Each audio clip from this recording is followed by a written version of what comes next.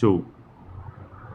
And we intend to, at our rally in Bartica, recognize his contribution to public service in Guyana, as well as to the People's Progressive Party. There is an issue that I want to address right at the beginning, because I've had a number of text messages from many people and their relatives. the president has received numerous messages, as well as senior policemen. And so, before I came to the press conference, I sought to familiarize myself with the issue of promotion of policemen and women. As you know, the president made an announcement that there'd be a large-scale promotion of police. Many who have served their force and the country with distinction, they have no blemish whatsoever, but have been, for one reason or another, not receiving their promotions. He gave the appropriate directions to the Commissioner of Police, and this has been implemented. And I was told that 2,800 police would receive promotions, and already about 2,000 of those have been notified. Another 800 would receive their notification soon. There are others who have contacted us and said that they may be bypassed or overlooked for one reason or another.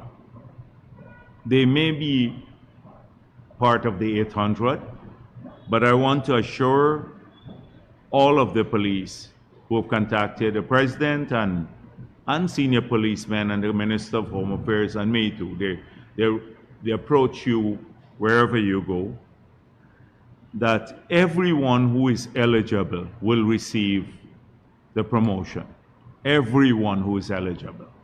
And there shall be a review process for those who feel aggrieved that they have been overlooked or bypassed, that their case would be examined, and once confirmed, they too will receive their promotion. So I just wanted to say that publicly here, so that if there are concerns or misgivings among policemen and policewomen, that they would know that they too will be, if they feel that they have not received their promotion and that they deserve the promotion, that their case will be reviewed too.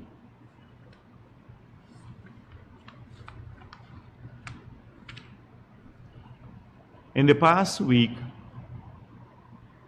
we have seen the campaign by various political parties intensify.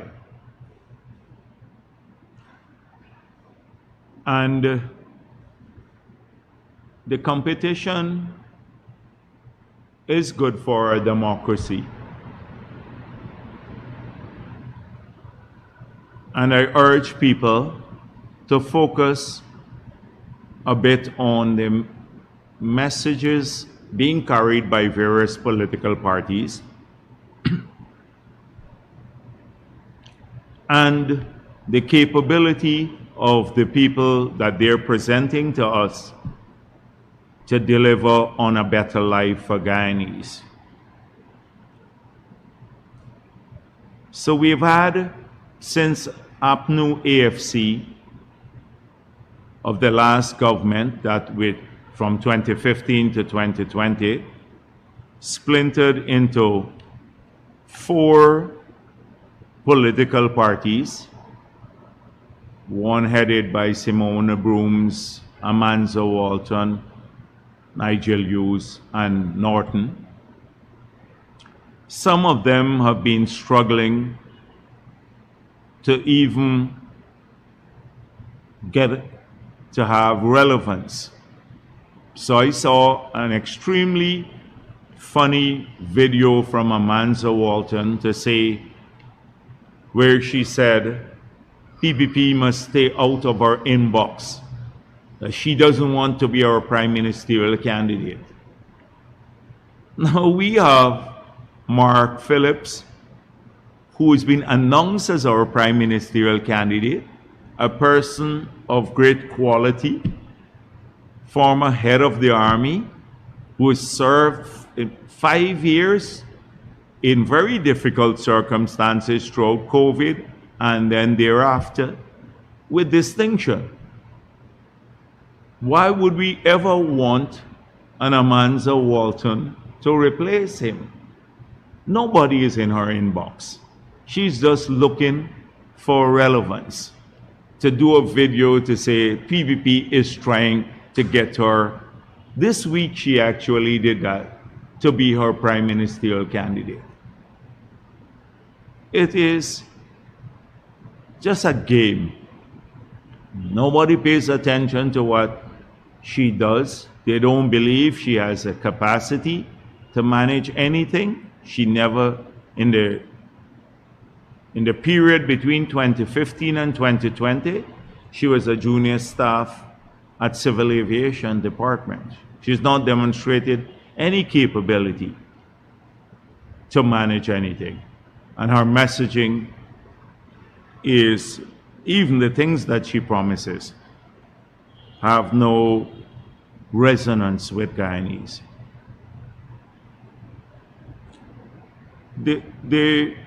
I'm not going to mention the others, but since APNU is our main political opponent, I need to spend some time on APNU and its campaign. We have already demonstrated that no person who has carefully thought out the issue, no Guyanese of any race or religion or gender, who's carefully examined their slate, would ever want to risk their future by voting for them. They have no capability to plan, nor do they have any capability to handle the complex task of governing the country. Mai Paul, I said right here, who is their vice presidential candidate, was a junior staff at the Ministry of Local Government. He didn't even manage a department. Jureta Finance was Nagamoto's assistant. She never managed anything whatsoever in the last government. And Norton had a designation without an office and spent a significant amount of his time at a place near Border Market. This is the leadership of the APNU. And those are the vice presidential candidate, the prime ministerial candidate, and the presidential candidate. How could anyone in their right sense want to entrust the future of our country in the hands of neophytes? And it puts all of us at risk. It puts all of us at risk. And job creation, delivering on health care and education, managing an economy that's changing in its complexity every day, the need to prepare for the new sectors of the economy, to have it more diversified, to think long term, to avoid the Dutch disease. All of these are issues that they've never had to deal with and I believe are incapable of dealing with. So those are the people who will lead should America happen and they win the elections and put all of us at risk. And then what are they saying? They've gone back to the old messaging of the past. So you hear them talk about now a commission of inquiry on extrajudicial killing. You remember in 2015 that was promised too. And what did Granger say? Granger said, oh, I can't pursue it because it's difficult to do it. There are no witnesses. There's no evidence. That's exact quote from Granger. They now would have us believe in 2025 that they will do that. That's their big messaging. That's what they're going to do. The last time when they were in office, they spent all their time running us down rather than fixing the country and delivering on their promises. You recall, arrested Dr. Luncheon at my office. He couldn't even in a wheelchair. Sam Hines had to go into questioning at Soku. I had to go into be questioned at Soku. Irfan Ali, they laid 19 charges against him. Made up charges against him. Anil Nandalal was charged for stealing textbooks. Almost everyone, Frank Anthony, Priya Manik, and everyone, Ashni Singh, was arrested and in chains before they put him in chain before the court. That's what they spent their time on rather than delivering what they said they will do, which was jobs for young people, to help with lowering the taxes, to deliver more welfare to our people, help the pensioners and the farmers and the miners. They did none of that. All they did was to harass people and then spent lavishly on themselves. Salary increases for themselves, special treatment for themselves, for the members of the cabinet and their families, to take them abroad for medical care, paid for by us. So they're back at it again. That's what they will talk about in this era. And then again on racism. So they promise, for example, APNU promises to lower land application age to 18, which they did. They did in 2015 to 2020. And so they lowered the age, many more people applied, and they then did not do any housing. Spent very, very little. It was only after the no confidence motion that they hurriedly went to Parliament illegally and got some money to put in to just do some roads, basic roads, and then handed out some pieces of paper without any infrastructure for about 2,000 or 3,000 plots. Nothing in Linden, nothing anywhere in the country. In 5 years, practically nothing on housing. But yes, they lowered the age to 18 years that you can apply, but not prepare the lots. Why do you think we have such a big backlog in Region 4? We'd be able, within a year, to get everyone who needs a plot of land in Regions 1, 2, 3, 4, well, not 4, 5, 6, 7, 8, 9, and 10, except 4. Because we're now only allocating to people who have applied up to 2019 and 2020. We've not been able to, although in this region, we've done nearly 30,000 lots. Nonsense. Again, it's the sloganeering. We will reduce the age that you can apply for a plot of land by 18, but we do nothing to prepare the plots of land. Leave that to the PPP to hand out. And then complain that we're not doing it fast enough too. Like what they complain about poverty now. They say, oh, there's poverty in Ghana. 47% of the people live in poverty. They cite data from 2018, the World Bank survey from 2018. And they don't stop to think about why we still have poor people. You have to they didn't do any housing. They took away jobs. 35,000 people lost their jobs. They removed the water subsidy from the pensioner, etc. And what about those 35,000 people who lost their jobs under them? What do you think? They will become richer when they lose their jobs, or poor? The sugar workers, 7,000 of them, couldn't even feed their families. You recall the case when BBC came here and a child sat in Wales, which is a mixed community. Child sat on the step, and she was like practically in tears and saying her friends were calling her because her parents couldn't afford to send her to school because her father lost his job at the estate there. And she was embarrassed because she couldn't tell them why. You recall that? And they say now, oh, we have poverty. So how do you, if you 35,000 people, now more people are working. The same sugar workers are working again.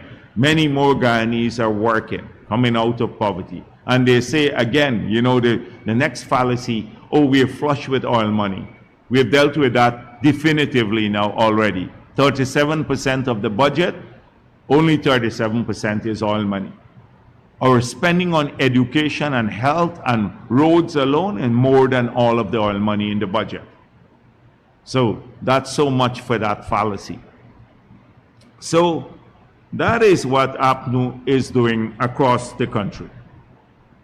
It's sloganeering once again, negative campaigning, racism. So this week they did not sign the code of conduct because the ERC now suddenly is a political stooge of the PPP. The usual language. All the other parties sign on, but they can't sign because it's a ERC. They don't trust the ERC. They don't trust GCOM because GCOM is suddenly rigging. It's the same old negative, the same old PNC. They can't change. It's all about negative. It's not about a positive attitude to the country. And why would anyone who is even lying now to them that the PPP rigged the elections in 2020, they stand on the platform and say that? Why would anyone want to support them, young or old, from across the country? Nobody should want to support APNU or AFC. They talk about the massive rally they had in New Amsterdam. We know what massive is. It's over 500 to 700 people, and mobilized from as far as Linden, because we have the bus. I can share with you the buses that went there. They went there since 3 o'clock waiting for 4 o'clock start, and it didn't start till late into the night. So people are seeing this, and I saw a young lady posted, if APNU could tell me, or something to that nature, if they can identify 5 things they did for Linden, Region 10, in the 5 years they're in government, they have my vote. 5 things. They cannot. They didn't do anything on housing, no house lots. We're doing 3,000 house lots. No job, they closed the call center. jobs disappear. 1,000 persons lost their jobs in the bauxite industry because they killed it in the Berbice River. The call center was closed down. Now we had operational there. We put in place the part-time jobs alone with over 1,500 persons that they opposed, leaving out all the economic expansion there. Ask them how many roads they built. In 2 years alone, we have spent $18 billion on roads in that region. And guess who are doing the roads? Like this year alone, 700 contractors from that region, many small people, and most Afro-Guyanese, that are earning now by becoming a contractor. You ask them what they did for anything whatsoever. They didn't build a bridge that we're building now, the 4-lane bridge. They didn't pave the Soos-Dyke Highway that we're doing now, and the road going up to Mabura Hill. We're doing that now. We're building new schools there. We spent $30 million on upgrading the hospital. What have they done? Five things. Nothing. And we've had really 3 years to do this because 2 years we lost to COVID. So when they complain about the crowd, oh, they were going crazy today about the people at Linden, and they said, oh, we bust all the people into Linden, etc. They clearly have missed the point. First of all, it was mainly people from Region 10, but even if some people went there from other parts, like Georgetown, who went up there for the drive, it means we have people to bus. They can't even find people to bus to some of their locations. They can't find people to bus. So the thing is that you can cuss out the people in Linden all you wish. But people remember. They remember what you said in 2050, and they saw what you did. Norton is from that community. Ask Norton if for one day he's ever stopped there to interact with the young people. He doesn't. He drives past as a little lord. Granger popped in. Ask them if they saw Granger spending time in that community, or any minister for that matter. We have been there in the community. I met with people several times. We had youth interaction. I went there maybe 4 times to talk to young people in the area. We launched several programs to assist young people. And the president has done this several times, and we have constant presence from Minister Edgehill and Todd and many others from the government in the community. And so they were upset with the rally and the results here. But people will support those who have their best interests at heart. And you can't play the race card every single time. At some point in time, it's not effective anymore because people see through you. So this is what their campaign is about. All negative, and then some unrealistic promises that they keep making to people. They have no experience to manage a government, none of the top leaders. So that's the main opposition party for you. So I want to talk a bit more now about Essequibo Coast. I've had over the past couple of days quite a few small meetings, whistle-stop meetings across the coast, about 20-something of them. And I must say I'm very happy, the mood is good, and people understand what is at stake in these elections. in spite of all that you see on social media, they understand the risk of, for Essequibo and for the country, that should APNU were to win the elections again, or any other political party. And it's fresh in their memories on the Essequibo coast, because when I was there and I spoke at some of the meetings about the engagements we had in the 2015 to 2020 period, many persons shared their experience. One lady said to me, after they had promised $9,000 a bag for paddy, and many people voted for them from the sugar belt, the rice belt, and many people stayed home in Essequibo.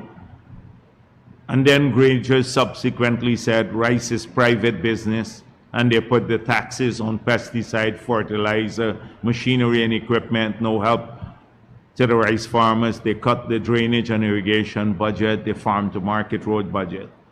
She said Holder went there once, the Minister of Agriculture, and they sought to see him.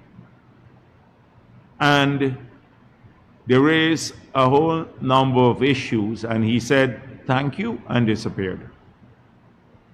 And that was the last time they saw him in 5 years. In 5 years.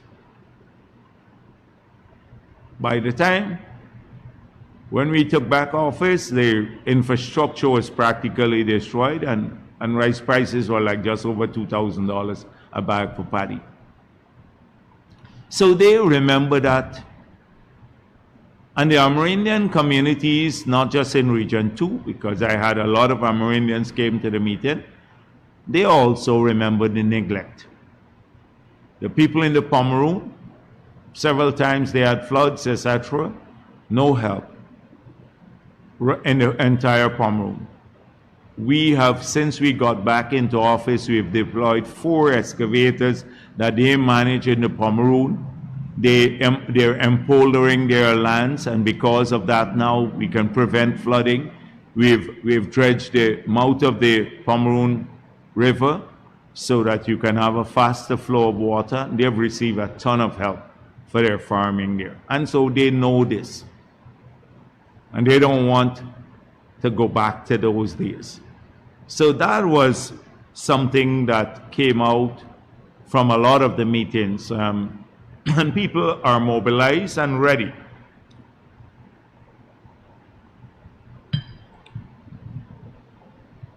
And I spoke about a lot of the plans for Region 2, because I was in Region 2, and I said to them, for each region, and for people who are listening from every other region, we have a plan for each region. Region 10 has its own comprehensive plan that is not even part of those things that you see there, all of the things we put on the flyer, which is a synopsis of what our plans are. These are just basic general things that we do, but we have area-specific plans for each region of our country. And so, for example, we have already, I spoke of it, many of them didn't know about the plan to start next year, the 4-lane road from Charity to Supanam, and the other regions, some of the other regions already know about that, or the business incubator and the the innovation hub that we plan to do in the region, the technical center so that all of those students who are on gold scholarships but doing technical studies, they don't have to come to Georgetown to do practicals, a lot of those things, about the assistance, that's opening up more lands for small farmers there. We are exploring doing that outside of the Aurora area, which is about 5,000 acres.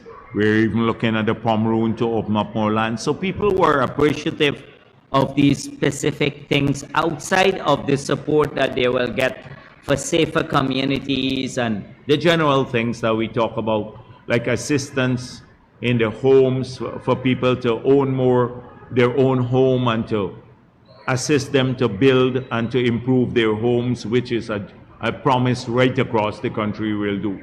People will get help to build and also help to improve their homes directly from the state. So we spoke a lot about those issues there. I spoke about the cost of living there too, because sometimes you see some ads running now if you go online, and people don't realize what we've confronted. We didn't expect after COVID or the war in Ukraine the upsurge in food prices. So we looked, as I explained to them, at 6 items, and I did it here several times. 6 things that constitute like increased cost of living, that will push cost of living up. Electricity, water, transportation, internet payments, mortgages, and food prices. These are the 6 biggest costs to a person. Electricity, we subsidize it, so from 2020 to now, no change. 80 million of subsidy. Water, billions of subsidy, no change from 2020 to now. On transportation, every gallon of gas and diesel, $560 of subsidy. That didn't change. In fact, if you look at the graph, we have the lowest gasoline price in the whole Caribbean now. You should see that graph. Lowest gasoline price in the whole Caribbean. On mortgages, we got the rates to come down for those who have mortgages. And then internet, we liberalized telecommunication, which led to people, even if they're paying the same money,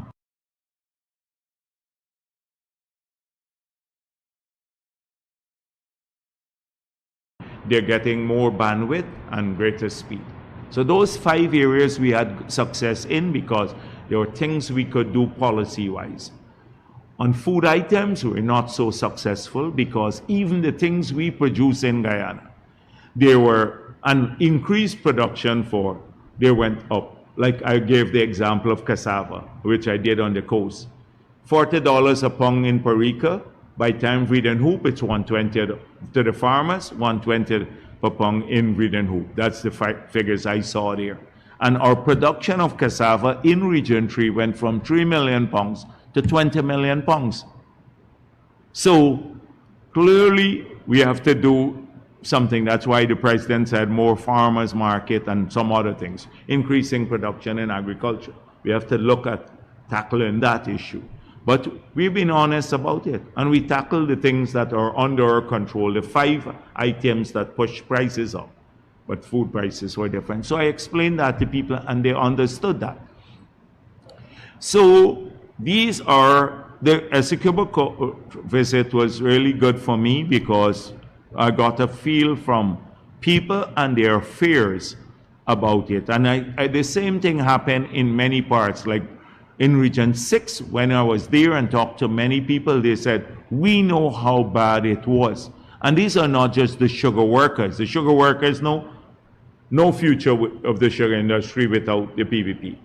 But also people in New Amsterdam, they said, oh, things were so slow, nothing. Because New Amsterdam is more on commerce and the money that people earn from different areas, used to circulate in the regional economy. Nothing was circulating in the regional economy. It affected everyone. There were no jobs for people in New Amsterdam or anywhere else. So I get that feeling from everywhere. And so people recognize what is at stake in these elections. And that's why they said to me, I found out a lot. In Queenstown, I was there, and I had a meeting in Queenstown, and afterwards the guy said to me, these are young Afro-Guyanese who were coming to the PP campaigning with us. They said, the rumor APNO is spreading is that, after the elections, they will kick you out. You wouldn't get any benefits, and you just, they're using you for the elections. Well, if you look at the growth of the PVP, didn't local government elections, we made huge inroads into New Amsterdam, as I explained, 6 of 14 seats, up from 2 of 14. And here in Georgetown too, now we have 11 of 30 seats, up from 2 in 2016. And it happened all over. In Linden, 2,500 votes, Bartica, etc. And I said, those people are still campaigning now, 2 years later with the PPP, and doing well for themselves, and not just Afro-Guyanese, but all Guyanese. So this is the fear that they are trying to spread again to keep people away. You know, oh, the rumor they will kick you out as soon as the elections are over. Well, our track record has demonstrated differently, and we're the only party that's bringing people together. So, but they keep at this all the time. And then they told me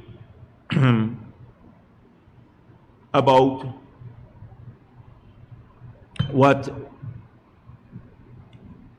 the Azruddin Mohammed has been doing there too. So here's the Win party has been paying off some individuals in the communities to convince the others, well, to lie to them basically, because they don't have much convincing to do, to lie to them to get their votes. So one is that they will get money after the elections.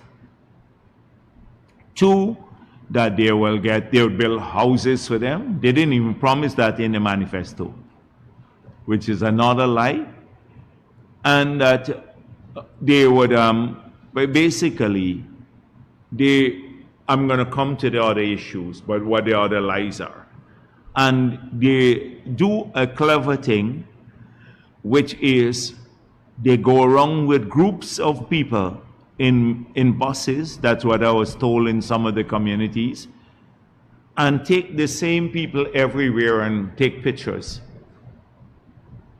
And so it's a rotating crowd they have, and then they post it online to look like they have momentum, a lot of people supporting them in these areas. Like Lima Sands, the people told me, some of them came to see me and said, oh, not people from our area, just came in there, went to a house, or one family that support them, with about 7 people from the area, and then they brought in a number of people from different parts, from the Pomeroon, etc. And they even point out the picture, look, these people are all from the Pomeroon. So they're doing that everywhere where they go.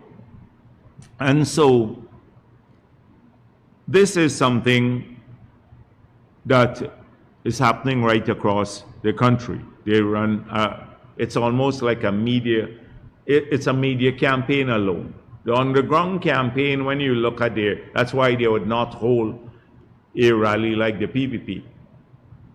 They would not hold a rally. They're in Linden, when they had the biggest crowd they claimed they had were the Blue Wave. We saw they photoshopped the pictures.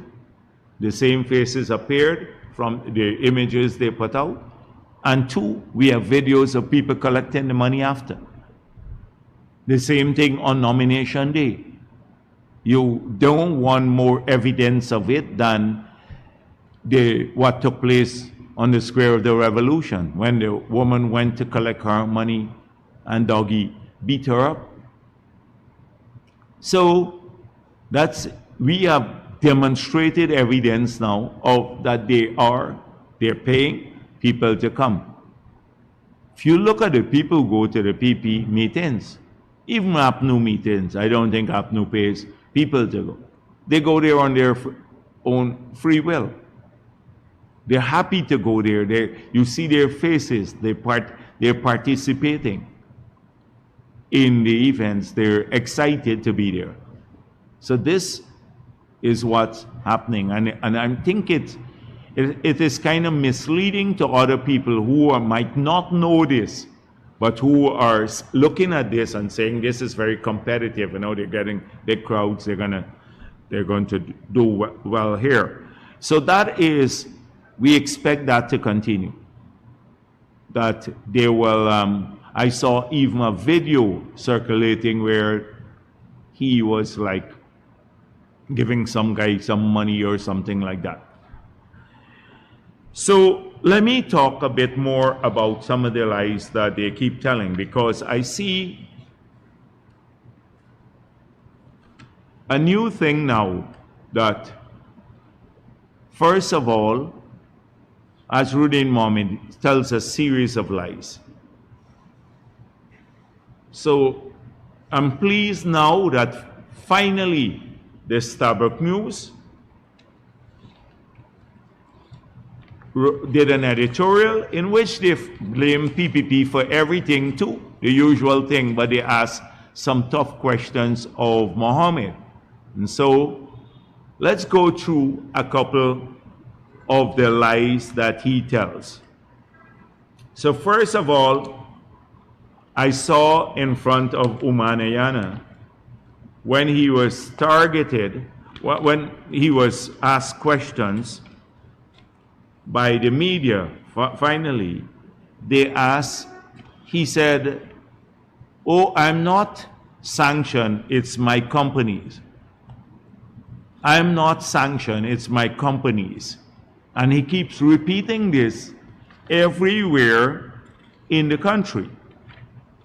So I took the opportunity to print out once again the sanction document that was published on June 11, 2024. And the sanction document says, number one, OFAC is designating Azruddin and Mohammed Enterprise, Azruddin and Mohammed Enterprise, that's one sanction. Two, OFAC is designating Nazar, that's his father. Then OFAC is designating Team Mohammed Racing. OFAC is designating Mohammed Ming Enterprise. OFAC is designating Hadi's World. All of this, going down the whole list. He is mentioned in the sanction. It's not his company, he's number one. When it says designating, it means you are sanctioned. So it's a lie that he is not sanctioned. His companies are sanctioned. But then he is very contradictory too. He says, you know who sanctioned me. So that's his new thing now. And then he has some of the APNU supporters who hate Jagdeo. They'll say, oh, Jagdeo, and he nods. Jagdeo sanctioned him. Well, it's not Jagdeo. I wish I could have been so powerful to tell the United States government who to sanction and who not to sanction.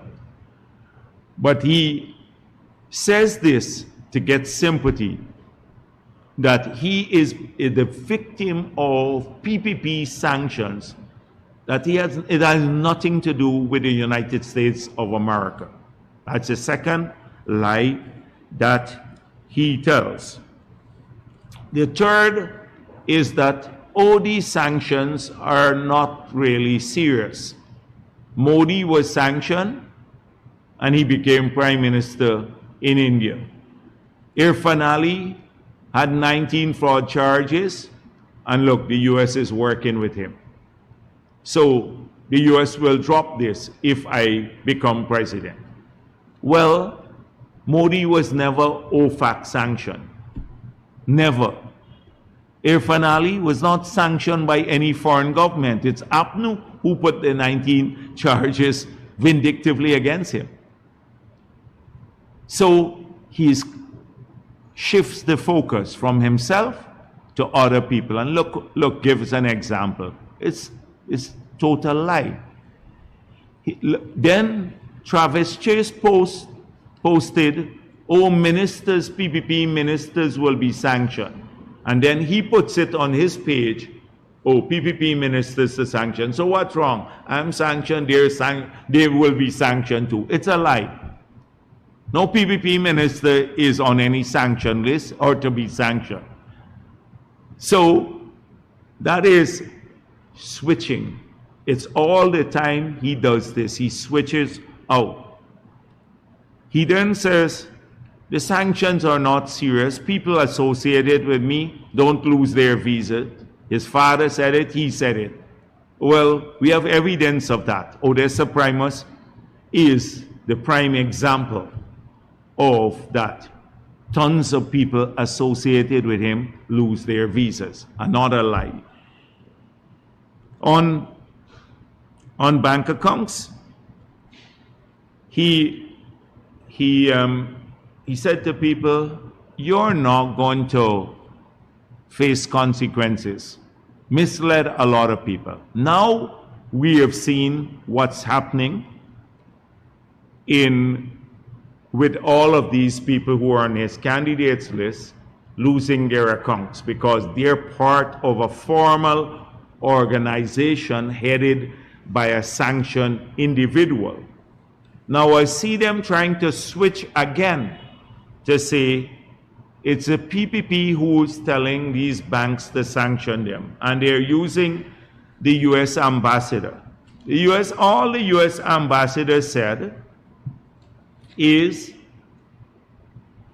the banks didn't call us, the embassy, and that the OFAC sanctions are in the U.S.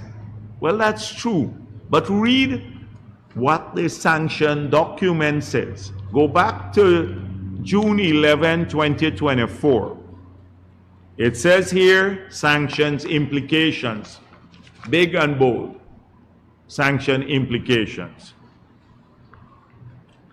As a result of today's action, all property and interest in property of the designated persons described above, that's all of the ones I mentioned, that are in the United States or in the possession or control of U.S. persons are blocked and must be reported to OFAC. In addition, any entities that are owned directly or indirectly, individually, or in aggregate, 50% or more by one or more blocked persons are also blocked, unless authorized by a general or specific license issued by OFAC or exempt. OFAC regulations generally prohibit all transactions by U.S. persons or within or transiting the United States that involve any property or interest in properties of designated and otherwise blocked persons. So that's the first paragraph. It then goes on to say, in addition, financial institutions and other persons that engage in certain transactions or activities with the sanctioned entities and individuals may expose themselves to sanctions or be subject to an enforcement action. When they talk about U.S. nationals, etc., then they come down in another paragraph here. In addition, financial institutions and other persons that engage in certain transactions or activities with the sanctioned entities and individuals may expose themselves to sanctions or be subject to an enforcement action. Financial institutions. Now, I can show you, if you go online, you will see how many banks in the United States of America, when they don't do due diligence and allow sanctioned individuals or those associated with them to have a relationship with U.S. banks, those U.S. banks have been fined, they've been warned, and they could eventually lose their license. The United States institutions, they're fined. Go online and check how many banks have been fined in the United States. Massive fines because they didn't do due diligence and they allow one sanctioned individual or persons associated with them to have a relationship with the U.S. banks. So yes, the ambassador is absolutely right. Absolutely right. Those institutions are fined. So those banks now have to have relationship with local banks, correspondent banking relations. So if they, through the local banks start doing business with the sanctioned individuals or those associated with them, they have implications for them in the United States of America, those banks. And they have been de-risking all around the world. They're cutting relationships, like banking relationships and correspondent relationships with thousands of banks across the world because of this same fear, because the fines could be massive in the US for those banks. So when Gabi issued a statement, the Guyana Association of Bankers, they said we operate in two frameworks, the local and international framework, not just local framework. They, without a correspondent banking relationship with the United States banks, they might as well shut operation down. You can't process your credit card payments. You can't process your debit card payments. You can't make a transfer of money. You can't bank your reserves in the US. You can't invest in US instruments if you have excess reserves in these commercial banks. What do? You just have to shut your bank. I think even Timothy Jonas had that right. And you think any bank locally will risk that? In their own assessment, they have to protect themselves. And so that's why the 3 banks have done it, and I think the others might have done it quietly too. I think by now almost all the banks. Now, financial institutions are more than banks.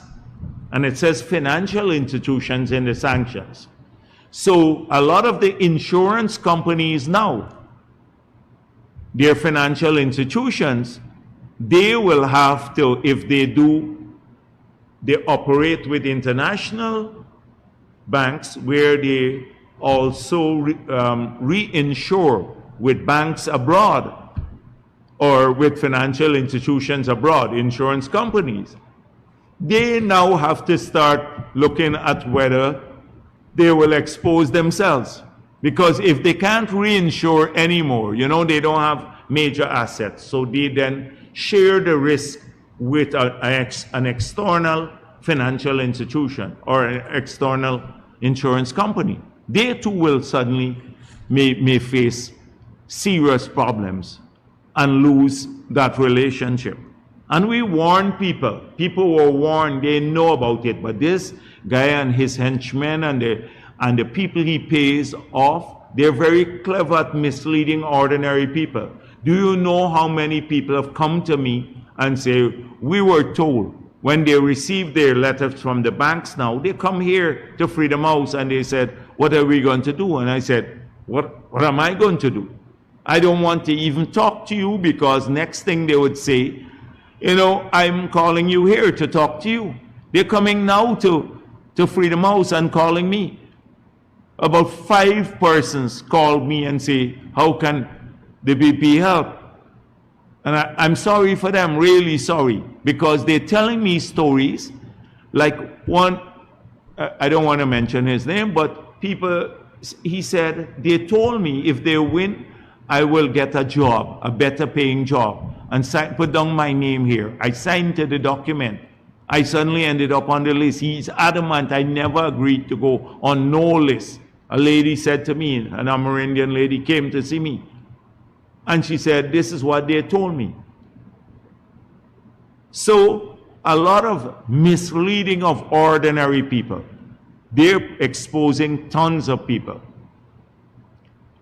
Like some people came and from the Amerindian communities on the Essequibo Coast, and they said, this guy is giving some of the leaders of the community, which I have to verify, money and large sums of money to deliver.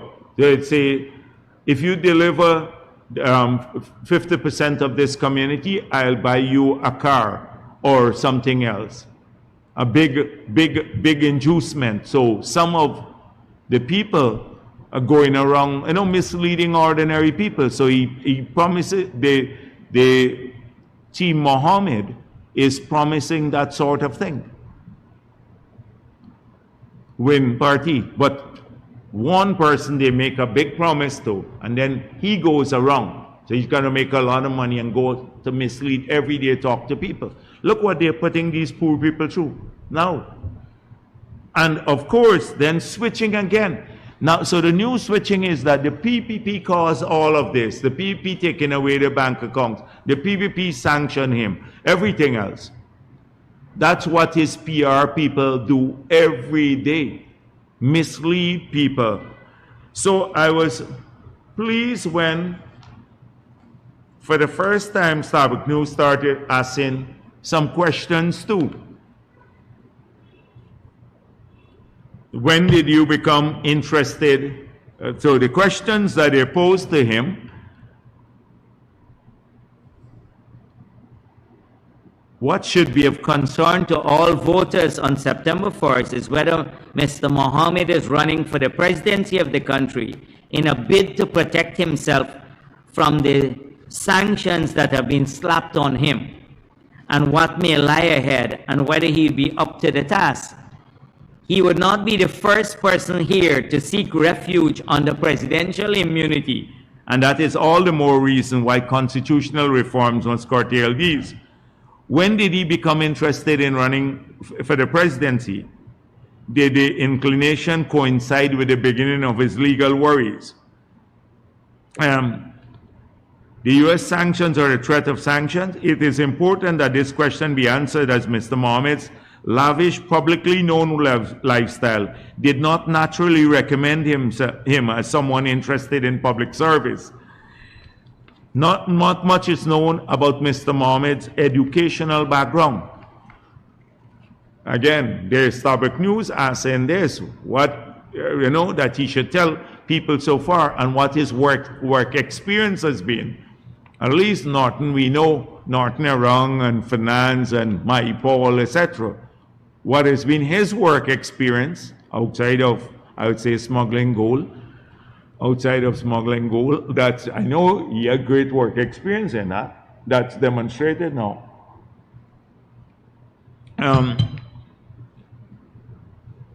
Would he be able to engage as a parliamentarian or even a higher position? It would be a spectacle in Parliament if he were, imagine him making a speech on any issue in the Parliament. So Starbuck has been asking, or is he living on wealth generated by his father? And this is, I'm surprised that because they've been giving him a lot of publicity for the nonsense that he does. And they ask a ton of questions here.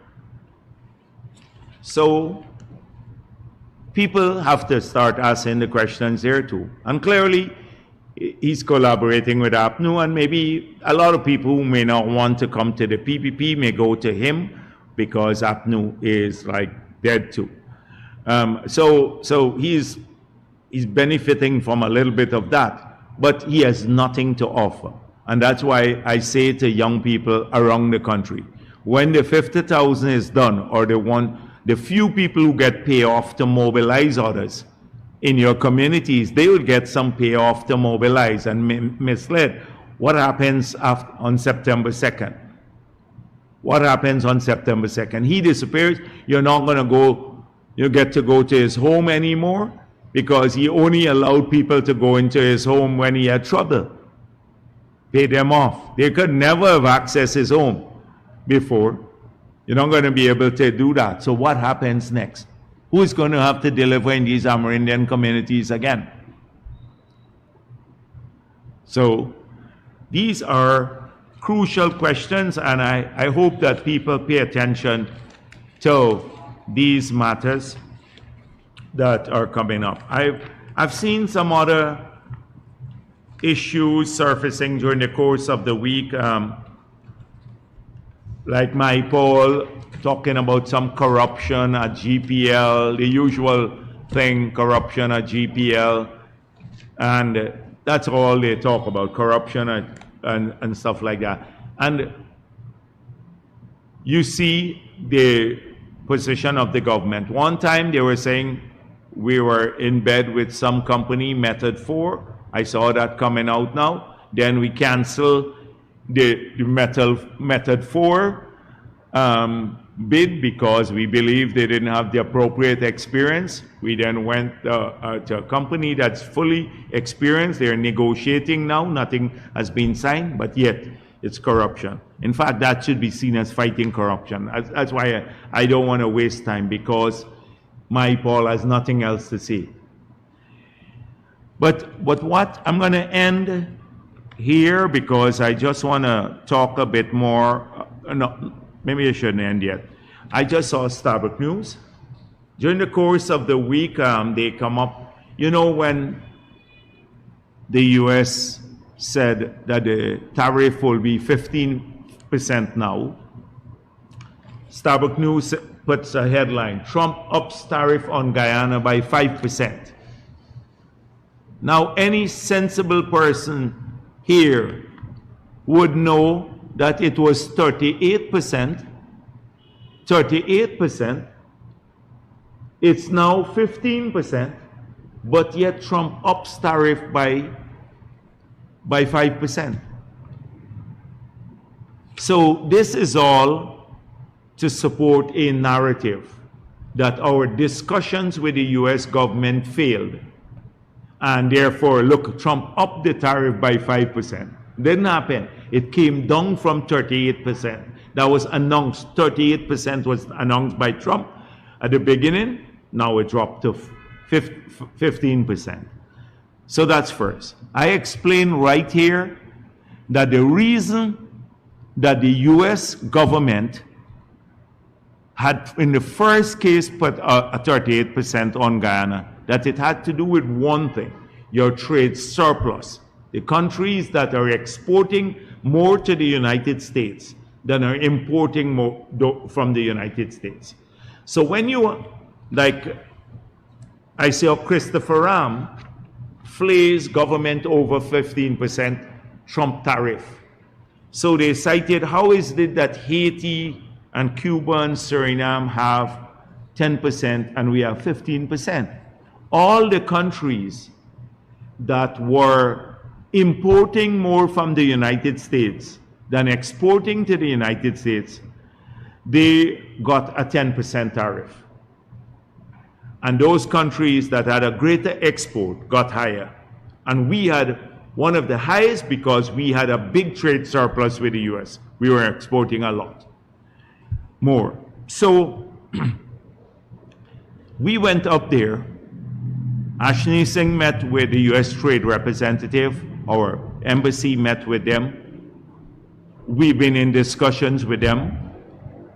They understood the argument that our trade surplus arose largely because of the increase, the oil export.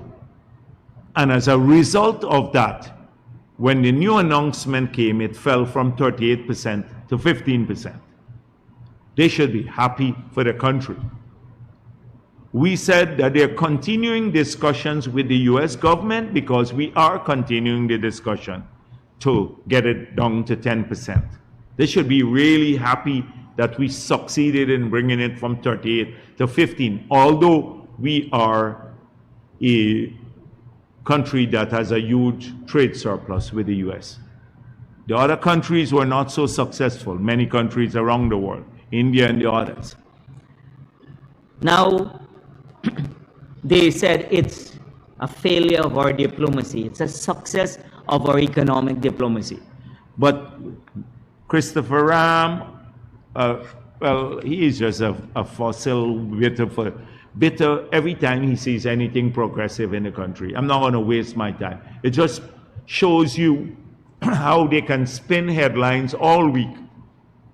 Something that we should be wildly happy about because of the success of our economic diplomacy and because of the understanding from the US administration, the collaboration between the US administration and the government of Guyana to get the tariff down from 38% to 15% while the discussions are continuing.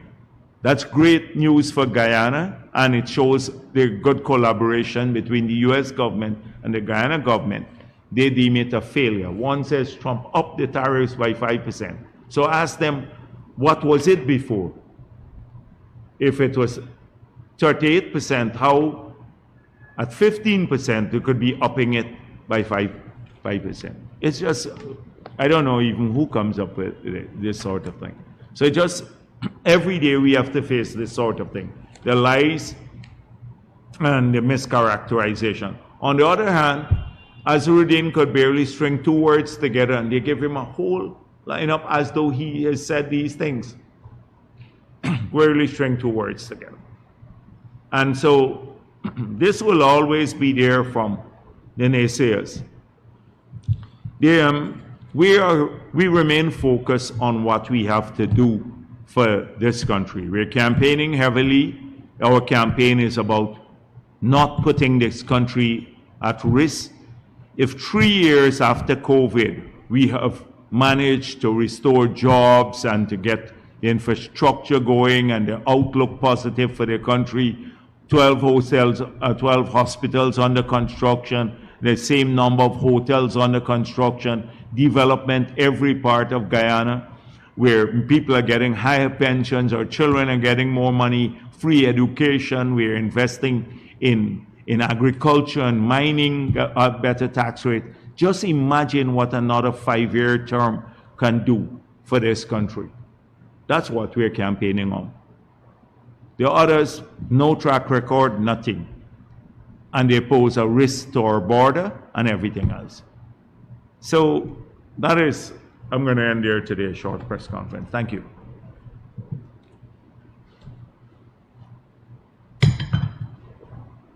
Can someone bring my phone, please? I'm expecting a call. Good afternoon, Trina Williams, Guyana Chronicle. On coming back to cost of living, as you mentioned earlier, the government has instituted a number of measures to mitigate the cost of living. But there have been some concerns that the benefits in some cases are not reaching the consumers because of players in the private sector, such as minibus drivers. Yeah. Is this something the government intends to address in the future? Yes, so the thing is that I know, like I'm in Berbice now, everybody has been saying there was this excuse that, well, the toll across the bridge is pushing up the cost of transportation. Now it's toll free, but the price didn't come down. Your price did not reduce. So that's the problem when you live in a free market system. Now people are calling for us to control fares and all of that. But those things you have to approach carefully.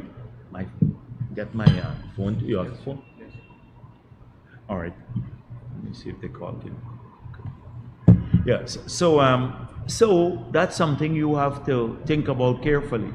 The idea is we're exploring now some more public transportation, and we have to focus more on, I just dealt with the cost issue. We have to get more money in people's pockets. So we have to do that by lowering the taxes, which we promised to do, so people can have more spending power. Already the public servants, it's $120 billion more per year they earn. We see it reflected in more vehicle purchases. Pensions would be increased, public assistance increase. Like all of the people want something, they ask me, and when I go out, would the SIP workers receive higher stipends in the future, or the CSOs, or those on part-time job? The answer is a resounding yes.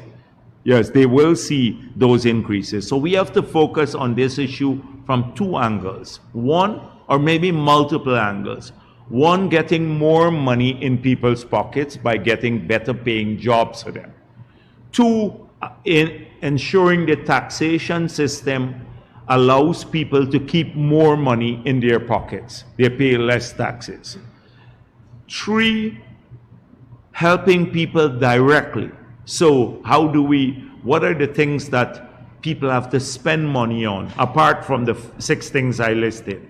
They have to spend on education. If we take away the burden of you spending on education by a transport grant now, so we can help you pay for the children going to school, and we can do a good school feeding program, And so you now have to spend less of your money on educating your child at every level. If we upgrade healthcare, so for tertiary care too, you don't have to spend money, you get more help for dialysis and cancer and everything else. Then you have more money to keep. If your pensions go, so all of those things. If we're helping people to build homes now, the poor people, lower cost lots, helping to build homes or upgrade their homes. Overall improvement. So it's not tackling things from one side alone. It is prices, it is getting more money into people's pockets, it's helping to keep costs down, like electricity costs will come down by 50%. And I see somebody said, oh, you didn't fulfill that promise. You check our manifesto. We didn't put 50% reduction in electricity, but we're working towards it because we're building now that project that will complete next year. And we've also been, because Essequibo is not going to be connected to the grid, but they too will see a 50% reduction in cost because we're putting up a big solar farm now on the Essequibo coast. That will be a huge reduction. We are working towards it. It should have happened before we had a delay on the project. But we didn't make a specific promise in 2020. We said we'll look at investing in electricity and probably lowering costs. We kept the cost constant. So that is something important. Imagine the others are promising $1,000 electricity bill. That's what APNU said. Director of Finance said. Everybody will pay $1,000. And you ask them, how are you going to deliver this? Which project? We're opposed to the gas to energy, but which project? Where are they going to plug the points into? The plugs into? Which point to get the power at $1,000? It's just like nonsense. They talk all the time about electricity. So that's it. Cooking gas will come down too. Those kinds of things. So multiple fronts we want to help on. Taking the burden of education and healthcare off the family, assisting with housing, getting better paying jobs, reducing the taxes on people, assisting directly in the homes, so that by giving greater grants to our children, cash grant in the households and all of these things. So multiple fronts. Improving lives of people overall in the country, getting our people trained. Every time we get a youngster, the same youngster that their moms are paying $50,000 to, we are saying, you come, you give us 6 months of your time and we'll give you a skill that when you go into the job market, you can make $10,000 per day. We can give you a skill to drive a heavy-duty piece of equipment. In 5 days, in 10 days, you will make the $50,000 that you'll get from them once in a lifetime. That is what we're saying to those youngsters. That is what we're saying to those youngsters. They not, come and knock down. We pay you $50,000 to knock down somebody's flag like what they're doing, etc. That's not what we say to them. We want them to succeed. We want them to succeed. We say to them, you apply for a plot of land. You're going to get it. You're going to get assistance to build a home. You'd find a job. We want you to. That's the future we are offering to people. And in every community, whether they're Indo-Guyanese, they're Amerindian Guyanese, Afro-Guyanese, mixed people, that's the future, young people we're fighting for. So multiple fronts we're approaching this from. We're not like a one approach party, multiple sides. That's how we see people getting out overall out of poverty and doing well. Yes, you wanted to say something. Yeah. All right, go on. Yes. Coming back to the refusal by APNU and Forward Guyana to sign the ERC Code of Conduct, these parties have agreed to contest the election under the same existing conditions which they criticize. Do you believe that this is an indication of their intention to avoid scrutiny and behave however they please during this period? Yes, it's part of that and part because APNU. Because WIN signed it, and they're probably even more offensive on the ground against our activists than others. They threaten them, they cuss people out all the time, even more so than APNU activists. But they signed the code of conduct. So signing the code of conduct is not guarantee of good behavior. But the reason I have a problem with APNU not signing it is they're negative about everything. Every single thing. They're not positive about the future of this country. You know, you could have made your point there and signed the code of conduct, because it's necessary that we show, even at that level, some form of unity, that beyond the elections we have to still work as a country. So signing code of conduct is not a guarantee, and I hope that GCOM is vigilant, and the police too, because there are lots and lots of cases where that we have seen this happening. They need to take strong enforcement action against people who transgress election laws, and including paying people for their vote, because it's a crime. I saw GCOM now saying that, well, we always knew since last local government elections, they had a very explicit position. You can't use your phone in the polling place. You can't take a picture. Even when politicians go in, they can't carry their cameramen into the polling place. You have to stay outside. You can't take pictures in the polling place, because that win is telling people, take a picture, you get some money afterwards. But that was not now, not for these elections. It was prohibited even before. You can't take photos in the polling place. I want to ask a question about the Forward Guyana Party, which continues to position themselves as this credible and inclusive. Which one is this? That's the Simona Booms or Amanza? I don't even remember their which is which. Yes.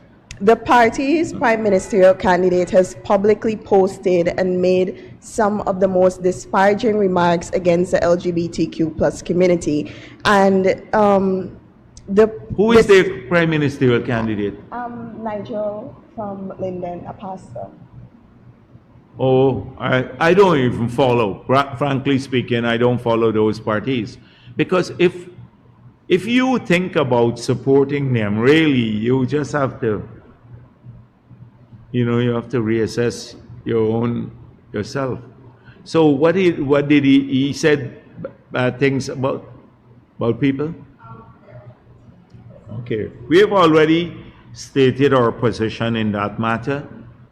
I told you the last time that we support policies that don't discriminate against Guyanese for any reason whatsoever. Once you're Guyanese, and you have certain rights based on our constitution, not to be discriminated against. And we intend to strengthen those provisions in our law. But as I made it explicit, that we're not supportive of gay marriages. And I said also, even SASOD, when I spoke with them, they said they were not suggesting that. Indeed. While your party has made it clear its commitment to having policies or more laws to prevent discrimination, do you believe that political parties seeking national leadership have a responsibility to uphold these basic standards of respect and dignity? I agree. They spread hate. It's either they're against one Guyanese or another. It's either racism or against people for their sexual orientation or against women for some reason. It's the haters always find somebody to hate and to target. These are haters. You have a lot of them in society. And you have an industry of haters. People like Christopher Ram, I add him to that. Haters, they don't want to see anything positive happen for the people of the country. Their worst nightmare is that all Guyanese unite. There will be no place for them. That's why every day they try to pull people apart. There'll be no place for that industry. They've been around for a very long time. I've had to deal with them for almost my entire career. They can't be happy for anything positive that is taking place in our country for young people or the future. Everything, and they have an opinion on everything, like this Christopher. He's a specialist now on tariffs, wasting time. So that there's an industry out there, and you see them online. Every day they go, that's all they do. Try to hate people rather than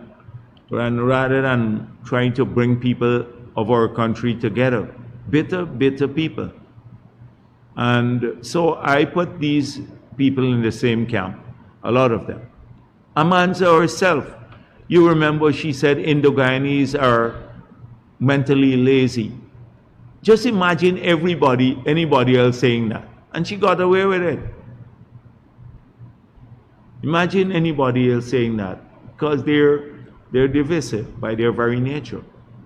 We're not into that. We're trying to bring our people together all over Ghana, everywhere. Yes. Luan Williams, DPI. Good afternoon, sir. I know you spoke briefly about the gas prices being the lowest in the Caribbean, but for the benefit of our audience, can you say how government was able to make Guyana the country with the lowest prices for gas? Because I explained this, we're subsidizing it for $560 for every gallon of gas or diesel you buy. That's how it done. I don't know, have you seen the table? I think it was circulated widely. We should get that table out from how the gas prices are in the Caribbean, the highest in Barbados and lowest in Ghana. And we don't refine our oil product or crude here. So I'm talking about refined products. It's the lowest. Secondly, is your government committed to subsidizing the fuel cost in the coming term? Yes, until the gas to energy comes on stream, because that would be for transportation. We will do that, and we'll continue doing that. And then we will also, the gas to energy will cause another set, electricity prices to come down, cooking gas prices to come down. We'll keep subsidizing fuel like gasoline and diesel. And so a lot of those things will happen. Lastly, we want to make sure that people benefit from this sort of thing. Lastly, can Guyanese expect a cash grant before the elections? No, not cash grant before the elections. I can assure you there'll be lots of cash grants after the election, but not before. And in fact, people keep asking me all this, why don't you pay, like the PVP pay out this cash grant, another one before the election? I said, listen, we're a party, once we put it there, it's in our manifesto. There'll be cash grants, there'll be increases in pensions, everything. You're going to get it. We're not like any other party. We're not going to disappear from the landscape. We put it down there, you're going to get it. And you now will get it in a different form. They paid into your bank account. I don't know the people who are sanctioned, they'd have to come and collect it themselves. Those would have to come. Those who don't have a bank account, they may have to come themselves and collect. But people will get it. We'll get it. And there are lots of things. Remember, we still have the remainder of the year. It's September only, and we have 4 months more after the elections to get to the end of the year. So there will be not just one, because we're already started costing what we're going to do in the next 5 years. What are the projects we have to fund? So, like the 4-lane in Essequibo, the one in Region 3, we've already locked in Berbice from Molson Creek all the way to New Amsterdam, and then the one in Region 5. So we know what we have to spend on capital budget for the next 5 years. We know we have well, not definitively, but a serious idea of the recurrent expenditure, how it would go. We know what the revenue stream will, and we're not banking on just oil revenue stream. Because if that comes in at the magnitude that we anticipate, we could do much, much more. But we already believe everything we promise can do even with modest increase in oil revenue. Modest increase. And we anticipate a steep increase. So, but you can't plan only for that, because what happens if oil prices fall? So we're looking at all of these variables as we make a promise. Yes, please. Dr. Jagdeo, Saskia Warwick from NCN News. Just to follow up to the gas prices question, with Ghana now offering the most affordable gas in the Caribbean, do you see this as an opportunity to attract more investment in sectors like manufacturing, transport, or even agro-processing? So you know the gas prices, we import gas, right? So there are, that is, I mean, I'm speaking specifically here of gasoline and diesel because people use that at the pump. So we import this. So the prices move up and down. Right now, the subsidy is $560 that you have. It's the lowest. But this price can even get lower. Our import is constrained by the depth of the harbor here, the size of the vessels that bring in diesel, gasoline, refined products. We are paying between 25 to 35% more than we should really pay. And we still have the lowest gasoline in the Caribbean, because we pay a premium based on the size of the vessels that have to come in. So you have to bring multiple vessels in. So that is why we've started exploring. About 5 months ago, you heard, I think at the Energy Conference, you heard the President speak about these storage farms that we're contemplating building out, where if we can bring in bigger vessels and store more, their storage capacity in Guyana is limited to. So if you bring in the bigger vessels, you have to have more storage. If we have bigger storage capacity and we can now land bigger vessels either here in the area that has just been built out at Vredenhoek, or even keep the vessels offshore and ferry the fuel into these storage vessels. So the big ships come a bit offshore and then they bring in smaller quantities until our storage is there. We could cut gasoline and diesel prices even further, and we're already the lowest in the Caribbean and we subsidize it now. So we're looking at that to do that, because we may not have our own refinery, and even if we have our own refinery, it may not be the most feasible. So that is something that we're actively exploring. In fact, we're working on it already. So we can see even a further increase, which will have a big impact on what you are saying. Investments in manufacturing, electricity prices coming down would have a big impact on manufacturing and small business too. And then the development bank and the zero interest loan would also help a lot of small business. The business incubation hubs would help small business. So a lot of those things. And co-invest. We're also co-investing where we build factory shells for people. They can also help a lot of the business develop. So there are multiple plans for all of this. Secondly, VP, concerns have been raised by Afro-Guyanese groups like ACDA, who said they were not consulted on the construction near the 1823 monument. How does the government intend to address these concerns and ensure that historical sites are treated with the cultural sensitivity that they deserve? Yeah, I saw that sometime. In local government, we made a promise to put lights in the ground, which we did, and people should pay in the ground. I don't know. I didn't know about that project. I saw today there is a protest or something. I agree that we have to treat some of our sites with sensitivity.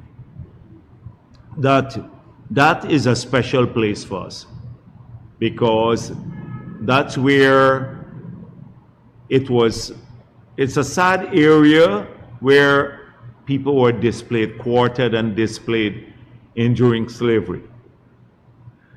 And so I agree with treating that site with sensitivity. The same people, however, I heard Hamilton Green is there and the mayor. Now, somebody told me they were there today. I remember that place when it was a swamp.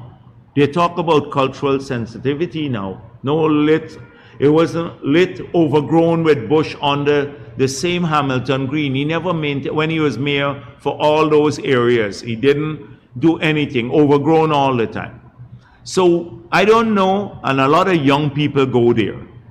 What I think is important is that we should treat the area, as I said before, with sensitivity. But if our young people go there and they have maybe I don't know how many of them know how sacred that site is. Maybe along with some building there to show the history of the area too. And they can go and play in the afternoon, but they can understand how special the place is. It's a huge area, you know, it's a massive field here too. So I think a combination of both, but I agree that we should also consult with people. We should consult, especially when it comes to those sites. I think it's something we should do. But also don't leave it overgrown with bush and nobody knows the significance. How many people? You ask me how many people go past there and really know that? How much education has ACTA done, or not forget ACTA, anyone, the same Hamilton Green and the others when he was mayor about the site. But in local government, we made a specific promise to put in lights there, which we fulfilled. Because that was local government. People were asking, the kids in that area, Kingston and all of the areas, who come there to play in the afternoon, and a lot of kids go there to play, and it's a safe space. They were asking for that when I met with them. Good afternoon, Dr. Jagdeo. Quick question from me. Just to follow up on what you said about the fares and the toll-free venture. I know you say this is a free market, but is there any room for the government to perhaps have dialogue with those who are involved in public transportation, be it taxi drivers or bus operators, to get them to lower the fees now that the bridges are toll-free? I think we should have a discussion with them, but you know, there is no like magic one you can tell people to do that. But yeah, we should constantly have discussions because we want them to do well too. We want people to have lower fares, but we want the taxis and the drivers and everybody to also do well, you know. They should be able to earn a decent living. But that was a complaint I got from Barbies a lot, that people said, you know, well, the fares are gone now. We used to be told that the fares, the tolls are causing the high costs coming to Georgetown, and now it's gone, but we haven't seen any changes. But I agree with the discussions.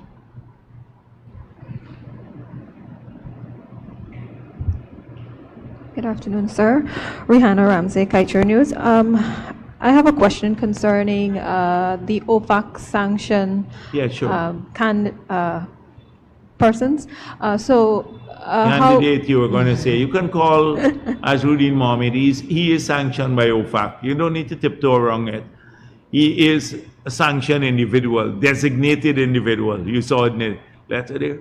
So I wanted to know, how does government or is government dealing with May Thomas in terms of paying her, given the action taken by the banks to close WIN's candidates' bank accounts, and if there are employees of the state and are candidates of WIN, how does the government deal with them also?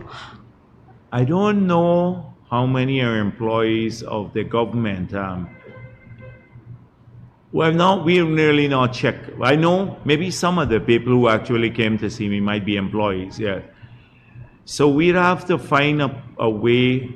I don't know how really. I haven't given it thought, because a lot of them are distraught now. You know, they're not going to be able to have a bank account. And many said, you know what I said to them? Listen, don't come to talk to me, because next thing they're going to say, I calls you to come here.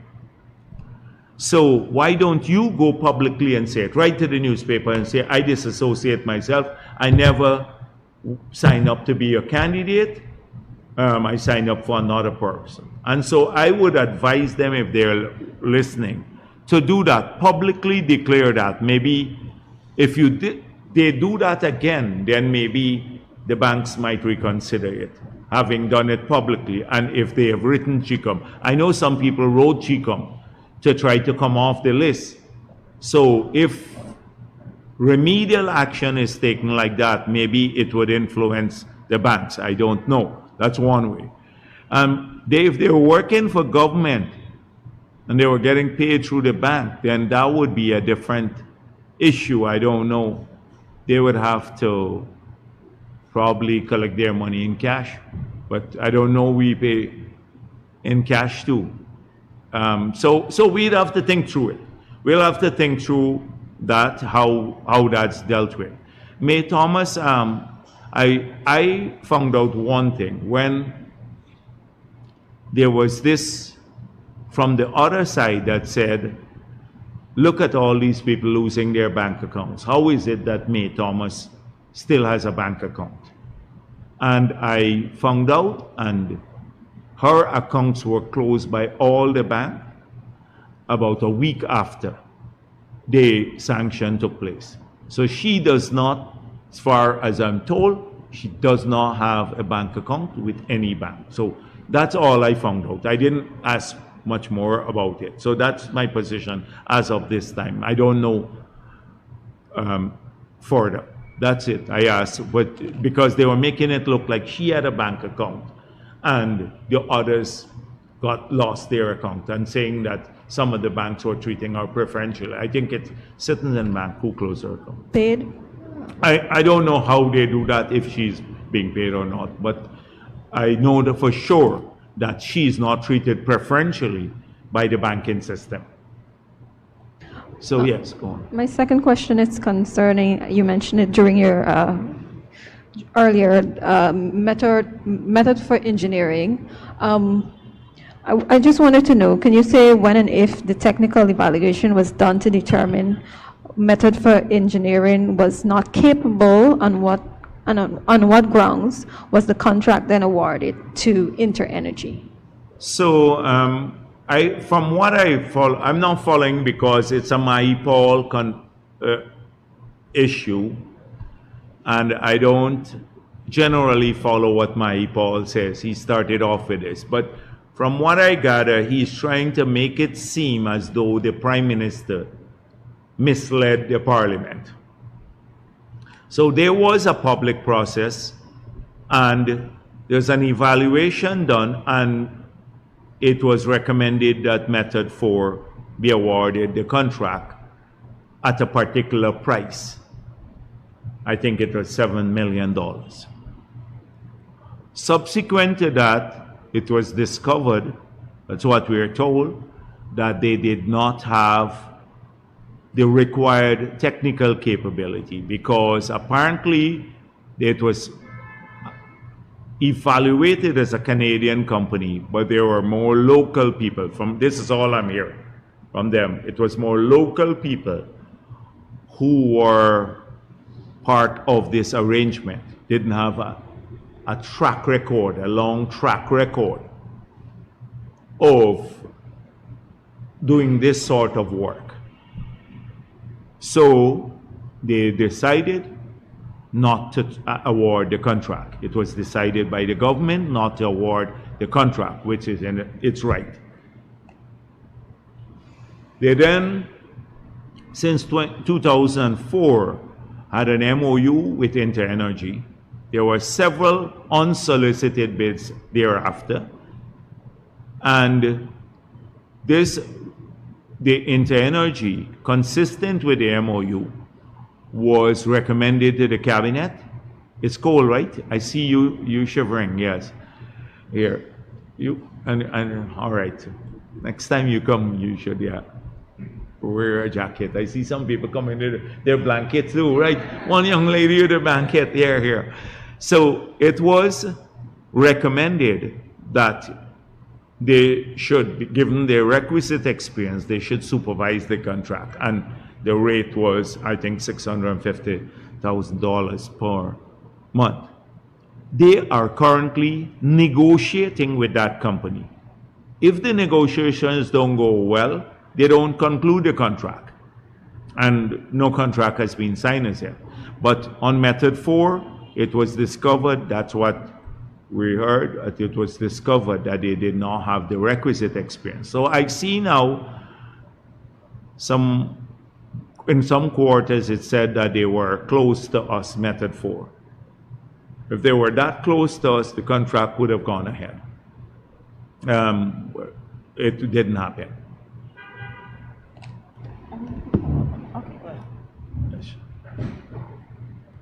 Good afternoon, Dr. Jagdeo, Shinard Mentis, Sheriff News. Concerning the same Method 4 situation, can you say if InterEnergy has ever done, or if InterEnergy will be conducting or working with Guyana, if negotiations come into fruition, if they will be continually working with Guyana with any other energy related or any other field in that sector? What do you mean by that? As if InterEnergy, the company itself, would be working with Guyana, should the negotiation come into fruition, if they will be working with Guyana in accordance with any other electrical or any other field within Guyana, that they're currently working to have the contract with GPL. So, yeah, but that's what you're asking me about if InterEnergy will work with Guyana on what? On a field or within the same field for Guyana, with Guyana. Yeah, but right now, all that I know of is this contract that is being negotiated, which may or may not succeed. They may be awarded or not awarded. I don't know of anything else that has gone out to tender or we're doing with InterEnergy. There's nothing that I know of. Secondly, there was the discussion of the personnel being, or the company not having the right skill set. Are there any provisions made within the educational sector for Guyanese so that we can have better skilled personnel, especially in that area, for future projects, so that we wouldn't have to outsource? Yeah, sure. Now, I don't think that it's just about skills. I'm not, like, I saw the article in the newspaper, and it says, in one of the news media, and it says many of these people work at GPL, etc., who are part of the Method 4 contract. They may have the requisite skill, but when you hire a company to oversee a big project, the company has to have experience too, not just the personnel, because you can pick up personnel anywhere and you have to evaluate on the capability of the company, its status to supervise, or its ability to supervise a large project of that nature. Alternatively, 10 people can just come together and say, yeah, we have the skill, but they don't have the company's capability. And so I have no doubt that many of the individuals may be skilled people. That's one. Or that many Guyanese are skilled in similar areas. Like, for example, most of our T&D work now is being done by Guyanese, transmission and distribution work. There are several companies now, like we're putting up lights in GPL. We got 4,000 of the 100,000 lights we purchased to install street lights across the country. Only 4,000 got arrived. I think another 6,000 may come in about 10 days' time.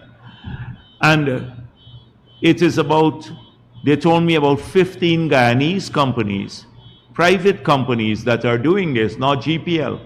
So they have their staff, they're making money, and they're doing well. A lot of the transmission and the distribution work, fixing mains and stuff, are done by people contracted by GPL, many Guyanese companies. Like Cummins Electrical has been doing some of the biggest work in the country. So they have lots of capable Guyanese companies. However, supervision of a $422 million contract to put in steel towers with a 230 kVA line now across the whole, probably from Georgetown all the way into Berbice, and ensure that it lasts 50 years, 100 years into the future with the right foundation and everything else is a different matter. And we are building that for the next 50 years, so we don't have to worry about every time somebody drive into a post here, they'll be black out the whole country. Or every time, I don't even want to tell you what they told me the other night, because they sent me a picture. I was upset that the system shut down again, because they told me there are 2 8 hours blackout for the East Coast to do the part between the Ogle Road, the bypass on the railway embankment and Sheriff Street. They want to complete it. They need 2 8 hours blackout. They did it. One lasted longer. So they said, "Oh, we moved off all the mains. Now we're ready to roll. The road would be completed." And then power shut down again. And I called and said, "Why is this system shut down?" They said, "Something they heard at Sophia." So then they went down there, the senior managers, and they sent me a picture of a rat in the thing. And I said, "Don't put that out. People would think it's just a lame excuse. They put some rat went in there." And I said, "It's too lame, because people would not believe you with all of this stuff." So clearly the system in itself, I dealt with this on a radio program I had recently. The system, APNU didn't do anything on the transmission and distribution system. So that's archaic. We're trying to get that up. On the generation system, they didn't do anything. The system is still unstable.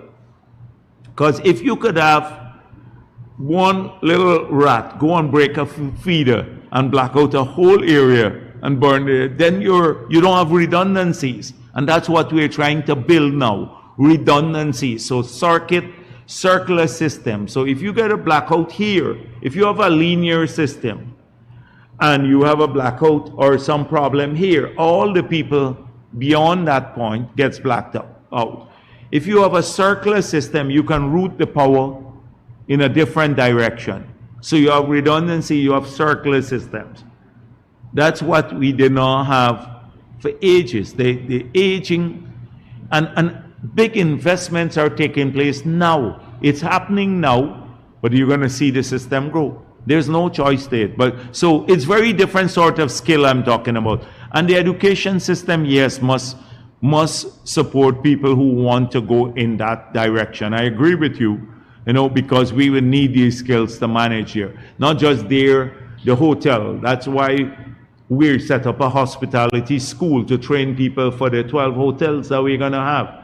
And we're now training to staff the 12 new hospitals and the others that would be rehabilitated. We have to train people. Similarly, GPL and the power system would need more people, better trained people to run it. It would be a modern grid. Yes, please. Hi, Cordell Jones from Live Wire News. Okay, all right. Yeah, so the Win Party would have just concluded a press conference hosted by Bradley Sampson. When asked about the implications of the sanctions against the candidates, his response was sanction is just a word. I'm asking... Who is Bradley Sampson? Doggy. Oh, Doggy held the press conference for when? Yes.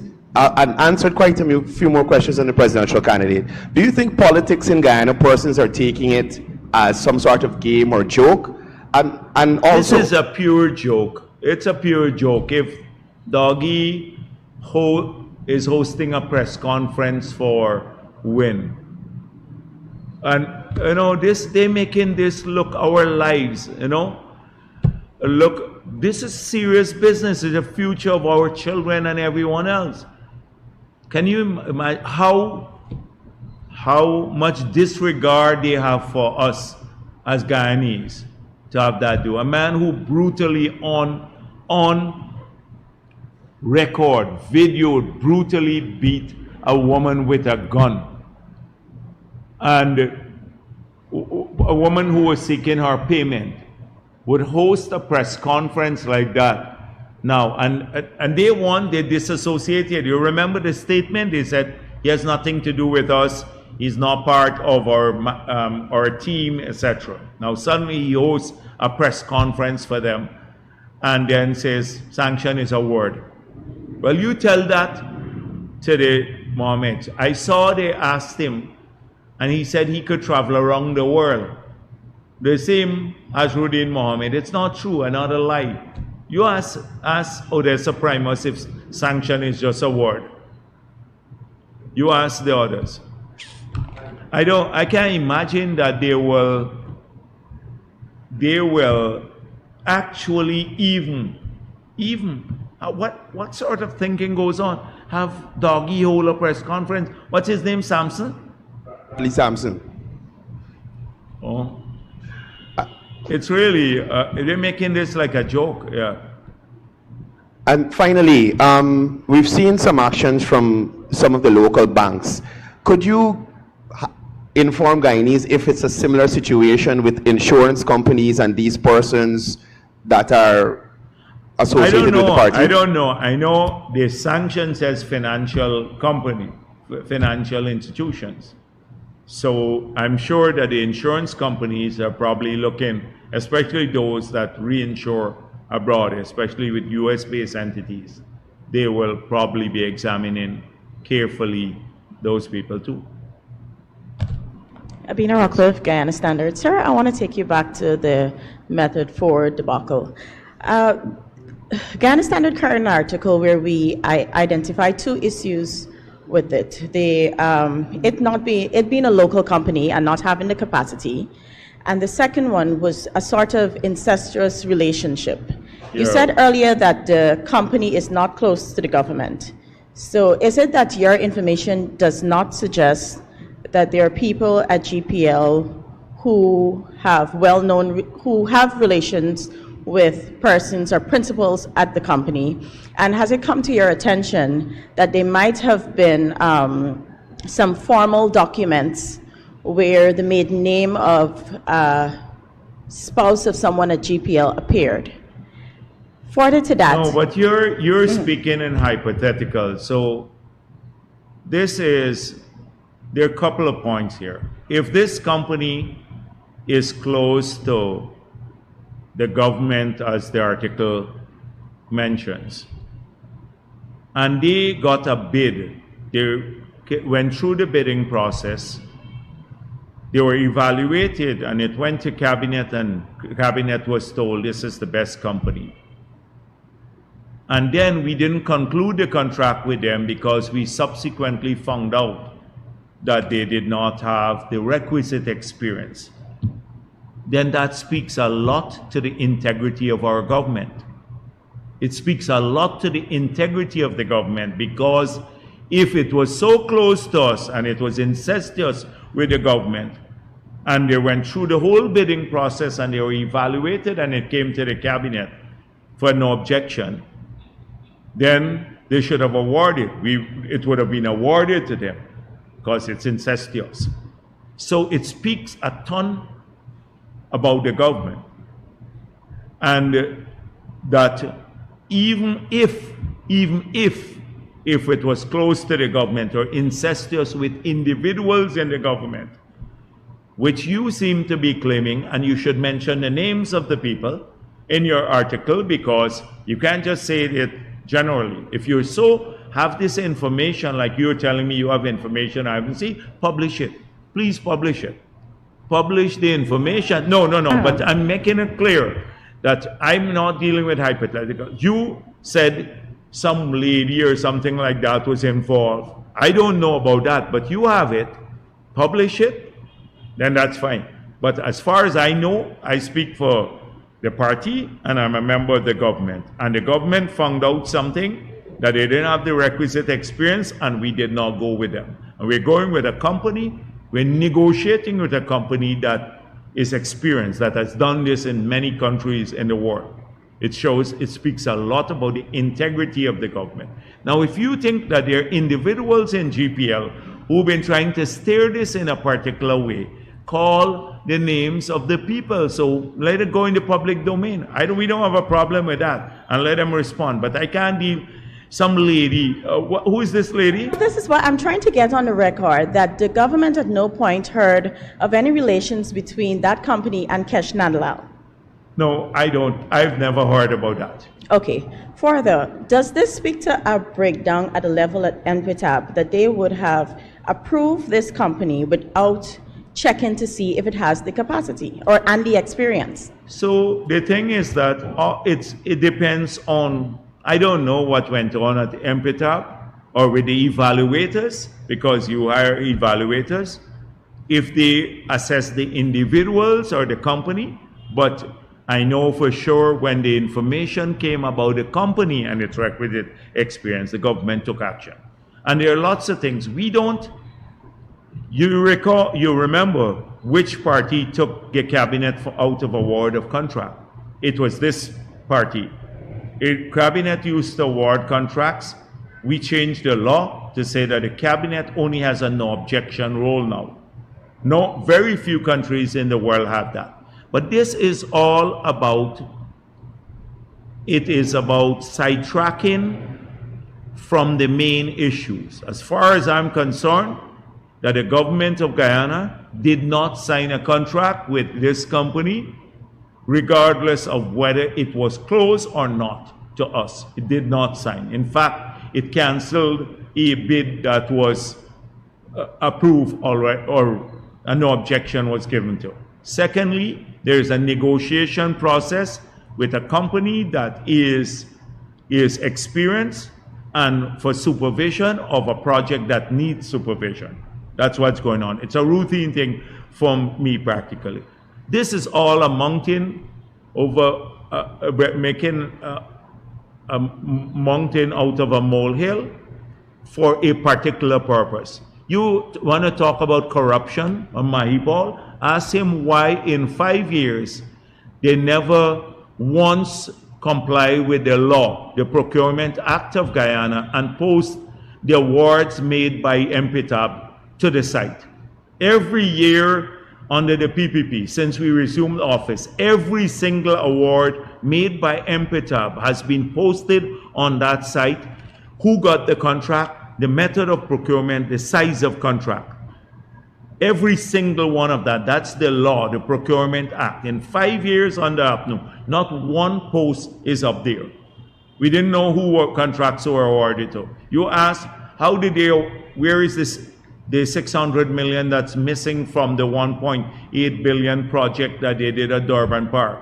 Mahipal, since we're contesting elections back again, ask Mahipal about that, what role he had or Patterson had in that. You ask about the unsolicited bid that he's charged for, Patterson is charged for now and before the courts on the feasibility study for the bridge. Ask him about that. Ask Jordan about how he could have transferred large plots of land and without and give title to the companies without the people paying a single cent. It's a breach of fiduciary duty. I can go down a long list of things. Now, 3 weeks before the elections, the government canceled a bid that was deemed people close to us were supposed to get this work, and we canceled it. And that becomes now an issue. We should be lauded for that. We have, in these 5 years, we have faced lots of challenges. lots of challenges with procurement too. And you've had a lot of people, the evaluators, who have not done a good job in many, many cases.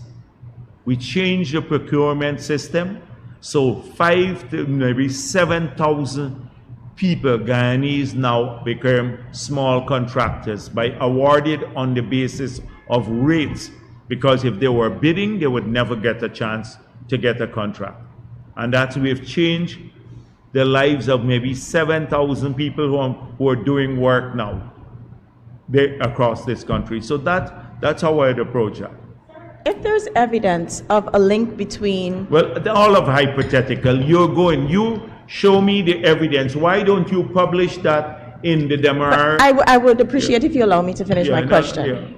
Put it in the standard. But if there's evidence and you see this evidence, would you advocate for a full-on investigation into this? Yes, we have always done that. But you don't come and deal with hypotheticals. Show the evidence that somebody was involved. But the key thing here, if there was evidence, it means that this is a really clean government too. Because here you have evidence of a person close to government trying to compromise the bid process, and the PPP civic government does not award a contract to that company that they were trying to compromise in favor of. That speaks a lot about us. That speaks a lot about us. It's a great thing for us. So that's what I want to say. Yeah, go on. Good afternoon. Kimal King, Guyana Standard. Sir, it was recently noted at an Afreximbank meeting in Grenada, or it was floated, that Guyana could be a potential solution for the energy needs of the Caribbean region. So I was wondering if you think Guyana would help the region at a preferential price with respect to its crude sales, to its CARICOM partners. I did not follow this, Kimal, but what were they suggesting? So the president of the Afreximbank, he said that today Guyana is a major oil producer. Yeah. If CARICOM has thought about aggregating its demand for petroleum and talking to Guyana to refine and supply it collectively. And in that he was saying the region would be able to reduce its petroleum expenditure dramatically. So we've never explored this with anyone in the region. I don't think there's even been such a demand. Even when Trinidad and Tobago said that they were hoping to have discussions with us about gas, I pointed out one thing. I said that the gas to energy project, we don't have any gas to supply to anyone here, because all of the gas will go towards generating maybe 500-600 megawatts of power, which we will need. This first phase is 300 megawatts, and then to do a fertilizer plant, which we're hoping that would be an investment vehicle for Guyanese, every Guyanese, because we'll put a share structure in place so people can invest in that. That's gas energy. I then said we are looking to monetize our gas, the gas offshore, that is associated gas, and some of the fields where we have had more gas than oil. The discussions are taking place now. We didn't pursue them in earnest because of the elections period now, but there's a tripartite engagement.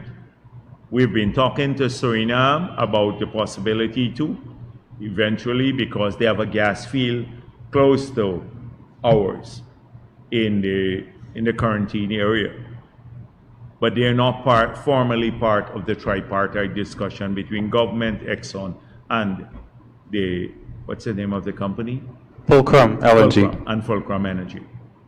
That we're yet to make a decision whether there will be a project, but they are studying now all of the possibilities, including a floating LNG plant, bringing the gas on shore through a major pipeline for industrialization, or to generate power for the sale to Brazil, or any other use that could make the project feasible.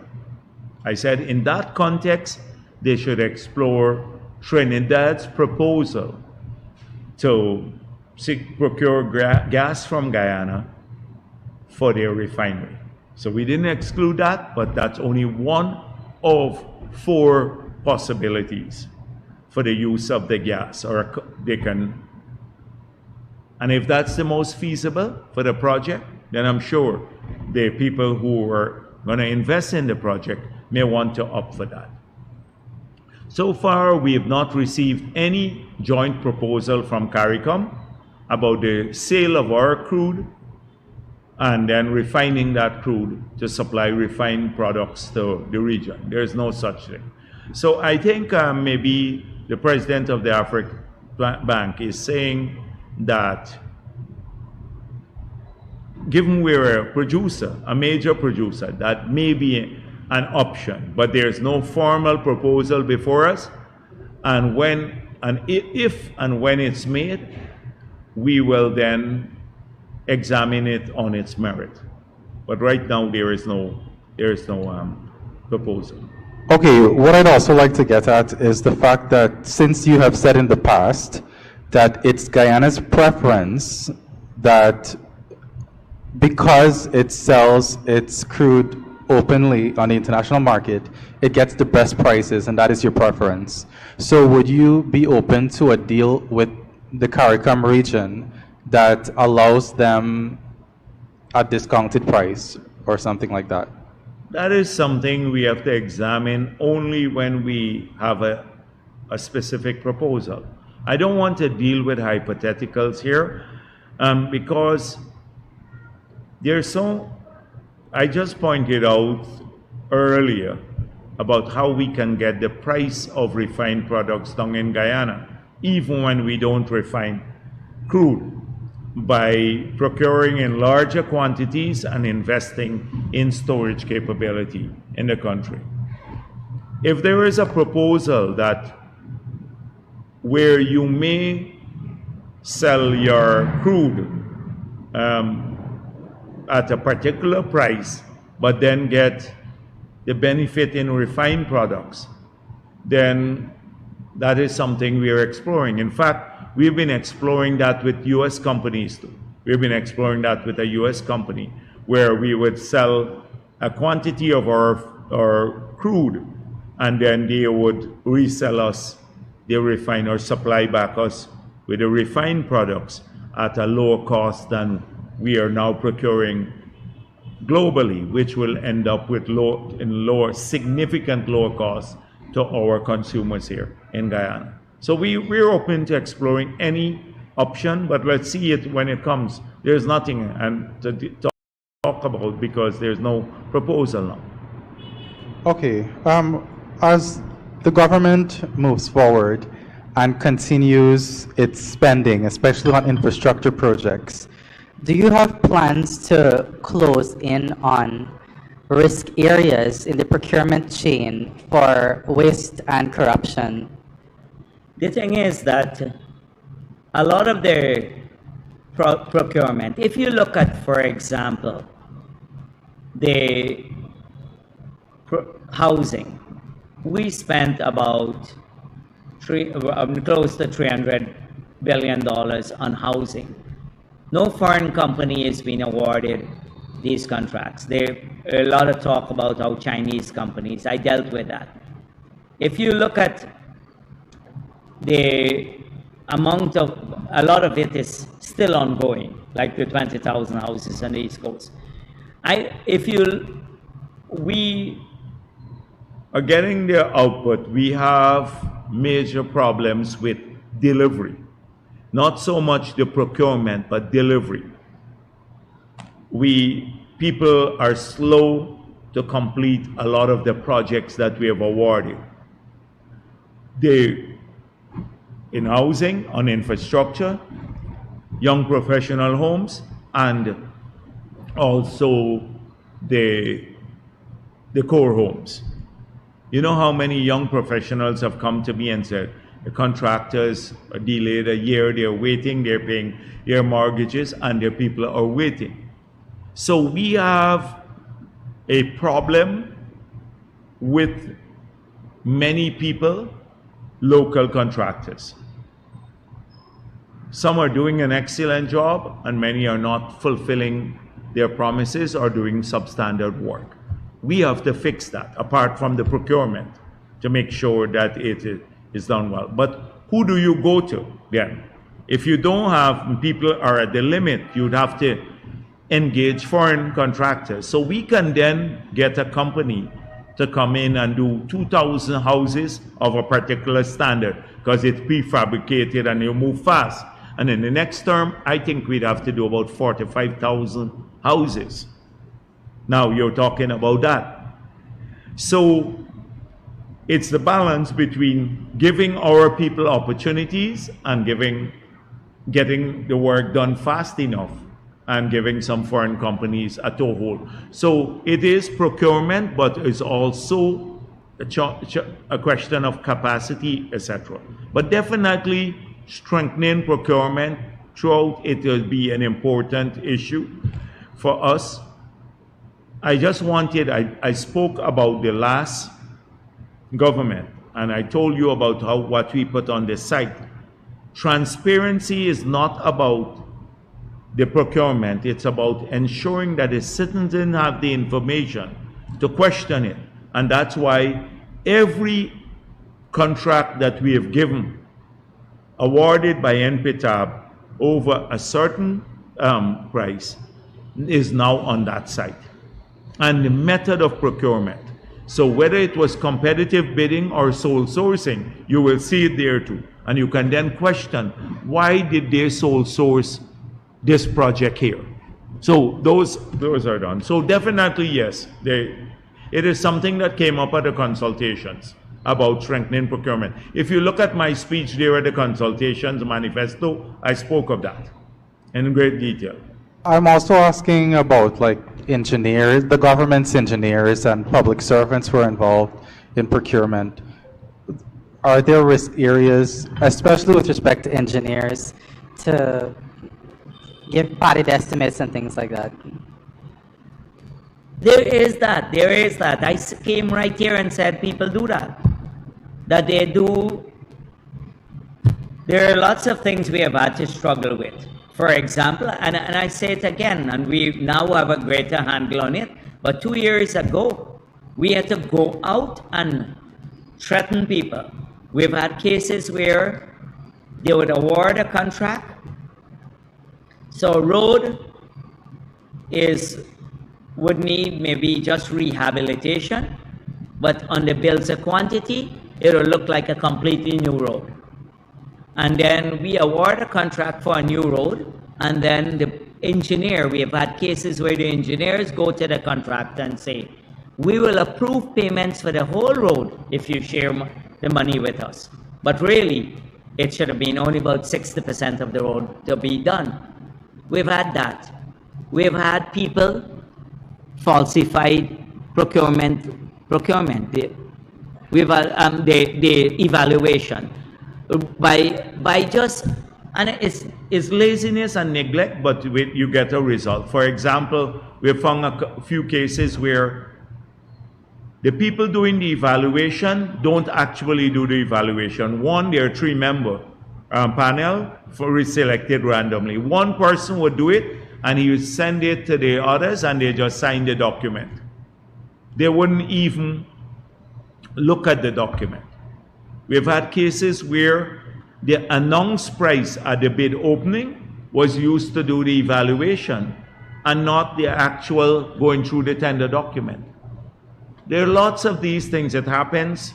Remember, we're doing 10,000 contracts per year with these small roads and stuff like that. 10,000 of those. So you do have that sort of thing. But we nipped it because we went across the country. Ashni Singh, myself, the president, we traveled throughout, we warned the engineers, etc., and we saw a significant reduction and greater oversight. But whether it happens, sometimes yes, it does happen. So if you believe that on 10,000 contracts, look, this morning I got a call. You know, we've awarded contracts 6 months ago, and the people haven't even started as yet. And some of them dug up the road in front of the people and then just moved off. One guy from Quarantine called me and said, the contractor, every 3 days, he's from their village too, and every 3 days they come, they throw 2 loads of sand, and then they move off again.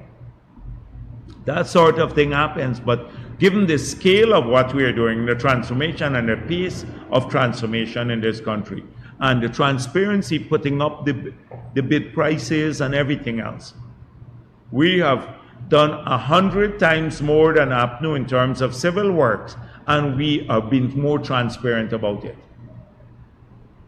Okay, so I want to ask about, with respect to the political parties' positions on cash transfers, your political opponents, such as Nigel Hughes and Aubrey Norton, have floated the idea of being more predictable about the cash transfers, such as when you're going to give them, 1 a year, twice a year, whatever.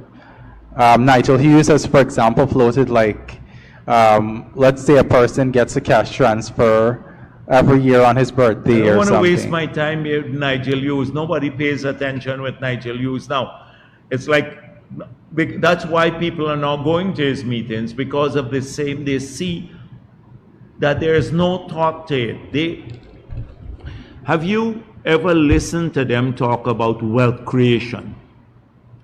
Norton, Nigel Hughes, now that you mention him, or any of the others, they don't talk about the macro framework in which every single policy has to be situated. Your education strategy, your health strategy, your wages policy, the cash transfers, your oil and gas revenue, they never situate anything in that big picture. So everybody wants you to think they would come and talk only about the things that they think resonate with the voters. So we'll give you more money, we'll pay you higher wages, that's it. We give you a large sums of money. But to run a country sustainably, you have to generate wealth before you distribute wealth. And they don't talk about generating wealth. And all they talk about is reliance only on oil money. And we know the situation with oil money now. It's not there as yet of the magnitude that would allow us to do the things that they are even advancing. So how do if I take them on those issues, you know what it does? I play right into their hands, because that's what people want to hear. They like to hear, I'll get 500,000 per month or a year, and look what APNU is promising. They would not get it. They would never get it. But they don't talk about how do we create a situation where we avoid the Dutch disease. So that's why I don't want to go down that route, because it's nonsensical for me, because I've run a Ministry of Finance before. I've been president. I've had to deal with the toughest era when we didn't have money to pay our debts. So I've seen the lay of the land. I've seen how people talk a lot, and they talk a lot of nonsense. We've had to have a sustained policy over these years. So Nigel Hughes, I don't know, but predictability. Oil revenue is not predictable. How can you distribute oil revenue predictably? Even oil revenue is not predictable, and they acknowledge that. Many times Kaichor News have come here and said, what if oil prices fall? So that's my response to the predictability argument. Oil revenues are not predictable. Themselves. So okay. You can't distribute what. Right. Okay, finally, Guyana and the Dominican Republic have been strengthening relations regarding agriculture and oil and gas. I want to know if there are plans to pull in Brazil, who is our closest large oil producer, for cooperation in oil and gas. Yes, when President Lula was here, and even when the president was back in Brazil, we've been discussing collaboration in that sector too, oil and gas sector. And I think it makes sense. Brazil is a big neighbor, a good neighbor, and we should also involve them in our discussions. Thank you. Anyone else? Okay, thank you.